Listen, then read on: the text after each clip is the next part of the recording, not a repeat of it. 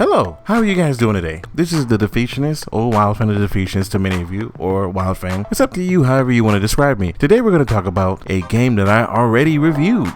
Today we're going to talk about Megaman X7 again. So the review that was the last time, I'm going to go ahead and just redo it because I did not like how it sounds or how it came off. And as you guys know, I am prone to doing, stuff like re-defeats, but this time I'm going to actually do a re-review.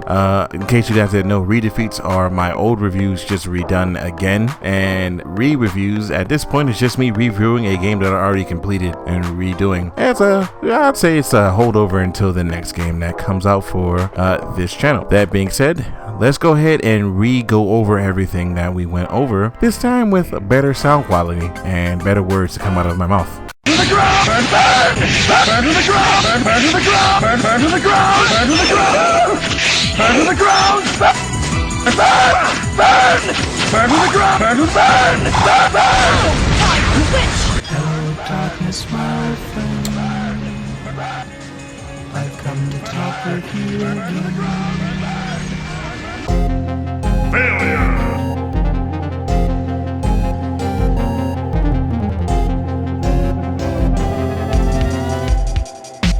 Let's do this. Go!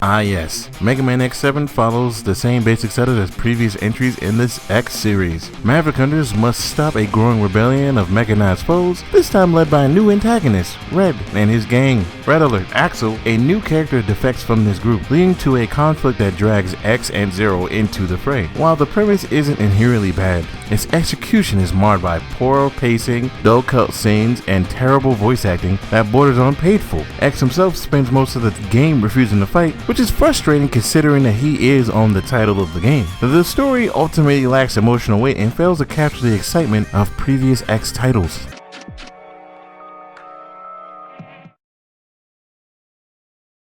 Well, Megaman X7 attempted to introduce 3D gameplay into the traditionally 2D action platforming series, and the result is a complete mess. The game switches between 2D and 3D perspectives, but the 3D segments are riddled with sluggish controls, an awkward camera, and imprecise platforming that make even a basic movement a chore. Combat feels slow and clunky, and enemy targeting is inconsistent at best. Axel's new combat ability adds little to the gameplay, and X is locked away until you unlock him later, leaving players stuck with Axel and Zero's subpar mechanics for this game. The difficulty balance is erratic, with some areas being insultingly easy and others being frustratingly unfair. Overall, it's a massive step backwards for the series, especially when you have to save hostages in some of the most bullshit situations I have ever seen these hostages in. Burn!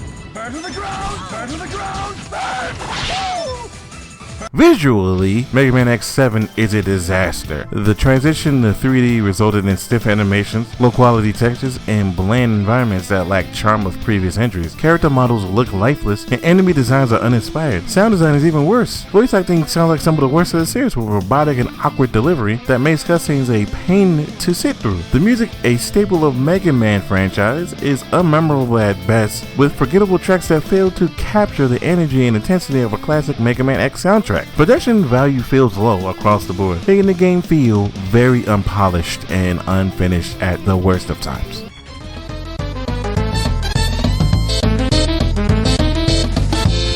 The main challenge in Megaman X7 doesn't come from the well-designed difficulty, but from fighting against the game's own mechanics. The sluggish controls and unresponsive targeting make boss fights a frustrating ordeal rather than an engaging challenge. The game also forces players to unlock X instead of letting them play as him from the start, making the first portion a tedious slog. Checkpoints are poorly placed, meaning players will have to repeat long, boring sections if they fail, and in short, the difficulty just feels unfair, and not because of what it's well designed, because of the mechanics that actively work against against you, like the game is trying to kill you, almost like Dark Souls 2.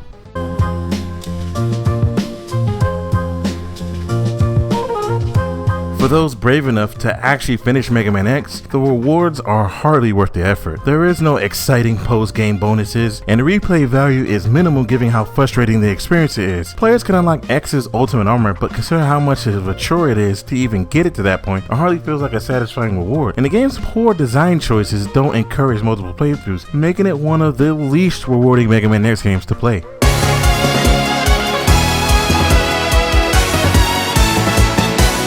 Well, where does one begin with the problems of this game? Well, it's the awkward 3D gameplay that ruins traditional Mega Man formula, the sluggish and precise controls that make platforming and combat frustrating, terrible voice acting that makes cutscenes unbearable, weak and forgettable soundtrack, lackluster story with bad pacing and uninteresting characters, which we all know at the end is going to be just goddamn Sigma again, poorly placed checkpoints and unfair difficulty spikes, X being locked away for so much of the game forcing players to use inferior characters, bland and uninspired level design, unrewarding completion bonuses. Flame Heinerd is one of the most obnoxious bosses in the series, consistently shouting burn, burn, and burn to the ground in ear-piercing voices. His fight is chaotic and frustrating, filled with cheap attacks and a cluttered battlefield, making it more annoying than challenging, and it's also hard to see in certain spots of his arena. Once X is unlocked, he completely overshadows Axel, making him nearly useless. Axel's unique abilities are outclassed by X's superior firepower and movement options, rendering the new character an afterthought rather than a valuable addition, considering that they both also get the same exact special weapons, and if you decide to just level X up at this point, it makes Axel just, useless. You were genuinely just going to use X, especially if you get all of his armor pieces. And lastly, saving hostages is a tedious process that feels like an unnecessary padding to the game, and many are placed in inconvenient location, and losing a life before reaching them means having to restart the process, making it feel like more of an annoyance than a rewarding mechanic, considering that once they get hit one good time, they die and you have to genuinely lose them forever. Can't just restart the level and try again. Whoops. Mega Man X7 is a textbook example of how not to transition a 2D franchise into 3D. The clunky mechanics, frustrating gameplay, and lackluster presentation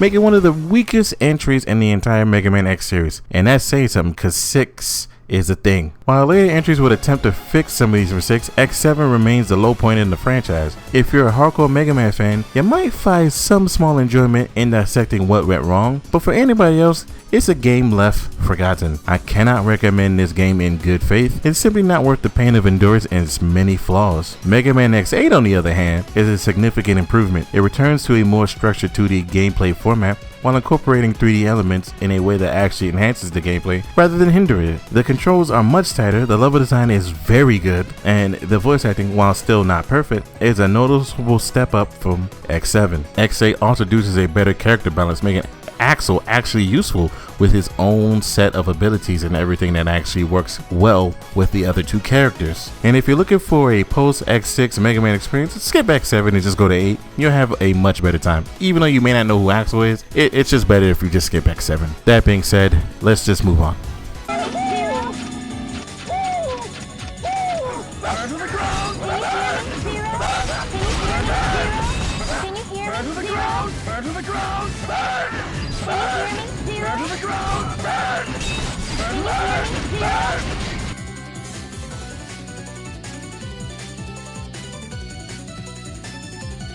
Burn to the ground!